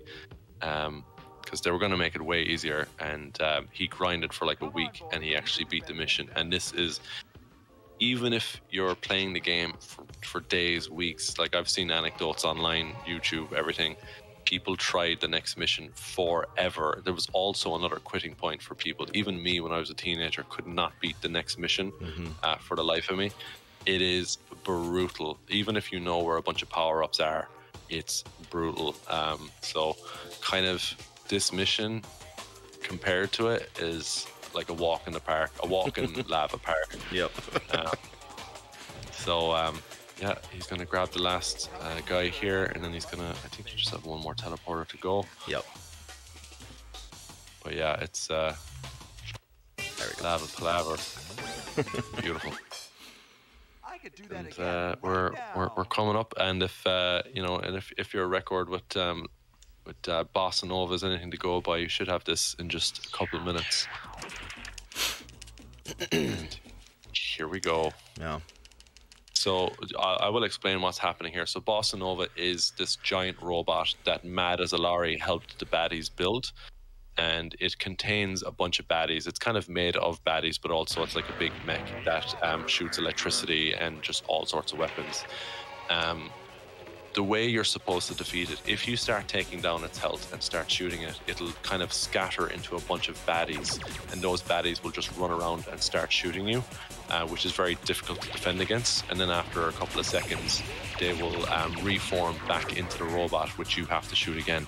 So that's a very long and arduous process. If you did that, you'll soon discover, if you keep doing that, if you get to half its health, it'll jump into the middle of the map and it'll start recharging its health. So then you wonder, what am I supposed to do with that? Well, you have to go to the middle of the map and start blowing up these buildings, which are helping the Bossa Nova robot from recharging. So that's really your main objective. So what Zero's doing here is he's attacking those buildings. He's going to make sure they're blown up before he starts attacking the robot again. Something really interesting there, Bossa Nova tried to jump on his head, which would initiate the robot squishing him and then bringing him back to the start of the level, but Zero made a really good dodge and jumped just before he got stomped and avoided that. Now that he has the 4 buildings destroyed, he now doesn't have to worry about the robot recharging his health. So he has a shield for safety, and he has a backup shield here, which he's going to grab on the very last second. Now, I said earlier that Bossa Nova disperses into baddies when he's shot, but if you have a good weapon and you shoot it 3 times instead of 4 times, every 3 shots, it won't register that as successive shots and disperse. It'll actually keep taking the hits. And I got the death win there too. You got the death flag, and that's time. Yeah, that's time. Sorry. Yeah, 143.26.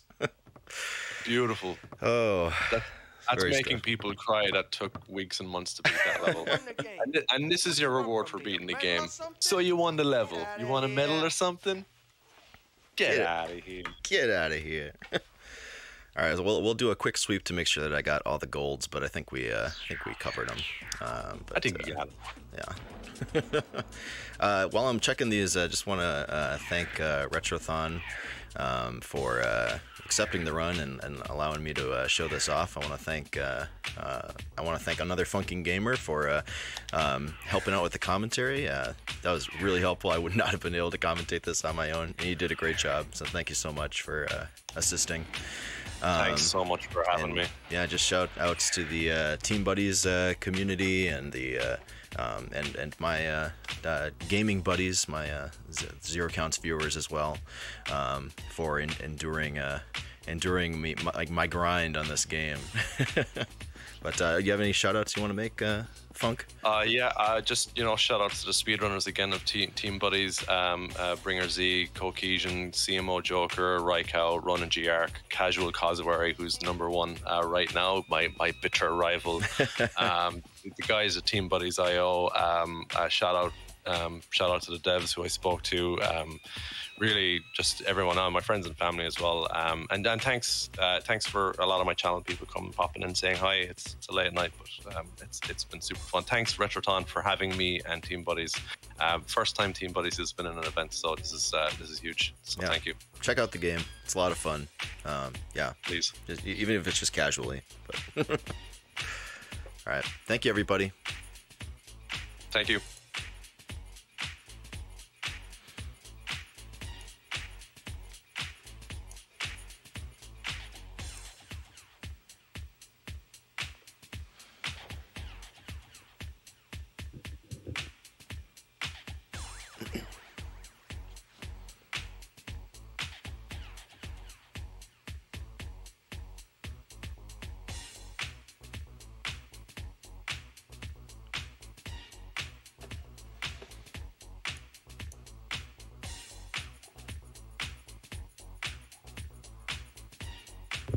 Two, 1, 2. I think you're. Am I clear? You still there? Oh yeah. Still on the screen. I have no idea. Doing the DJ. I'm like 2-2. Are we still good?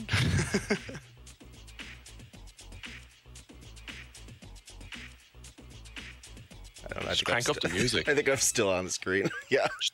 Just crank up the music. Yeah. We'll go back into Bossa Nova and just turn the music up. We'll jam. Yeah. Yeah, by the way, the music for Team Buddies is epic. I have no idea how loud it was, so I'm just making sure people know.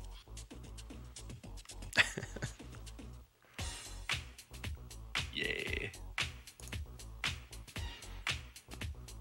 I mean, I'll hang out.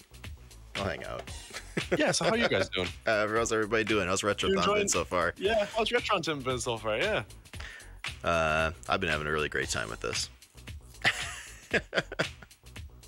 I was really enjoying Dragon Quest 3. The narration was just so funny. Oh my god. Yeah, everybody's been really bringing bringing their A game for this marathon. Yeah. Yeah, it's awesome. Yeah. Don't mind me. I'm just killing time here. I could go to bed, but Yeah, what time is it there for you? it's 3:20 now. 3:20. Wow, I'm very. You know, that's really impressive. That time of day exists apparently. I guess so. Hello from New Zealand.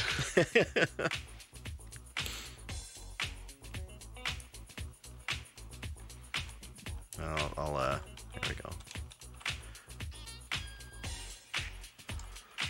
Enjoy Paper Mario, guys.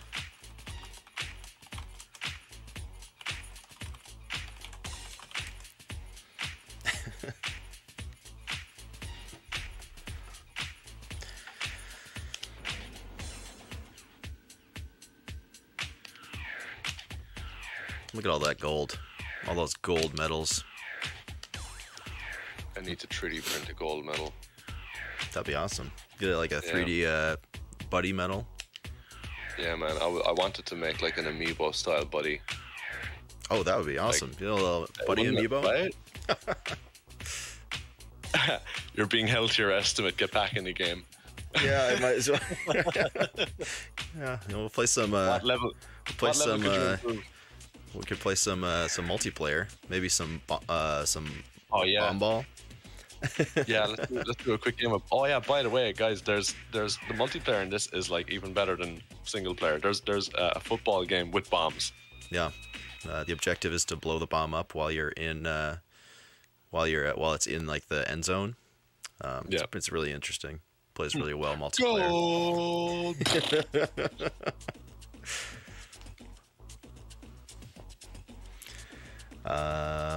Okay, I will mention. I am done. My time is up. 1:43:26. For anybody who's out there. I still have things to say. No, You still have things to say. Yeah, I mean, if you can go right. No, We have the platform. Retrothon, you're doing awesome, guys. This is Paper Mario. I want it. Where is it? Yeah. I'm kidding. I'm kind of delirious from tiredness, but it's all good.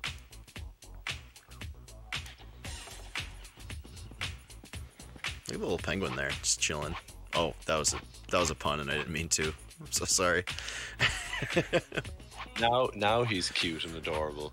Of course. Oh, we didn't mention the bears. There's bears in here too. Yeah, that's one of the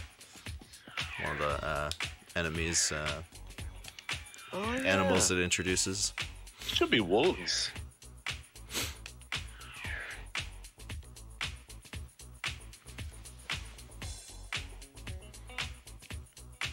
Who's excited for Paper Mario? Anybody?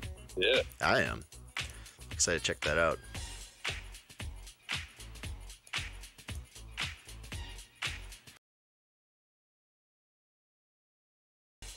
So you're gonna you're still working on grinding down your time in this game? Oh, if anybody wants to see more team buddies, go follow another funking gamer. Oh, It's been the shout out on Retrothon. Seeing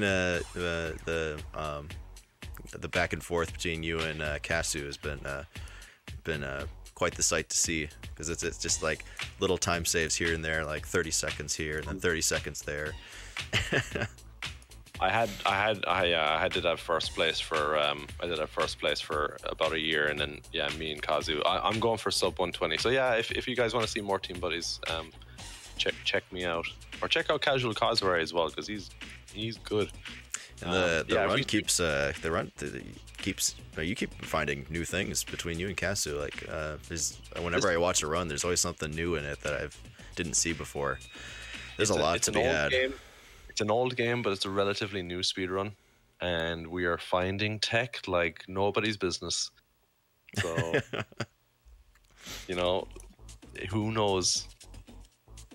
Oh yeah, check out ZeroCounts. He's pretty cool. Yeah, it's all right. Yeah, that's a good call. Can you go to the main menu? Maybe we can get the starting sequence to queue while we're in. Oh yeah, absolutely. Good call. ZeroCounts. He's a streamer. He plays games as well. Check him out. I do. I have been known to play a couple games, Team Buddies included. Team Buddies is like a lot of rare games.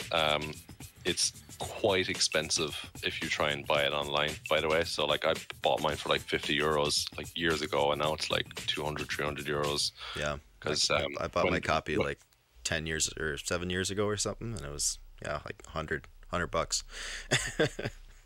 I believe they distributed the least amount that they needed to kind of fulfill a contract, and that's why it's so rare, because like that not many were sold. Mm-hmm. The quick change of the tone of the game later on in development was it's kind of led to that. All right, I think we're clear. Yep, just saw the clear. Thanks Funk for helping out, and thanks Retrothon for having me. Paper Mario's next. Bye.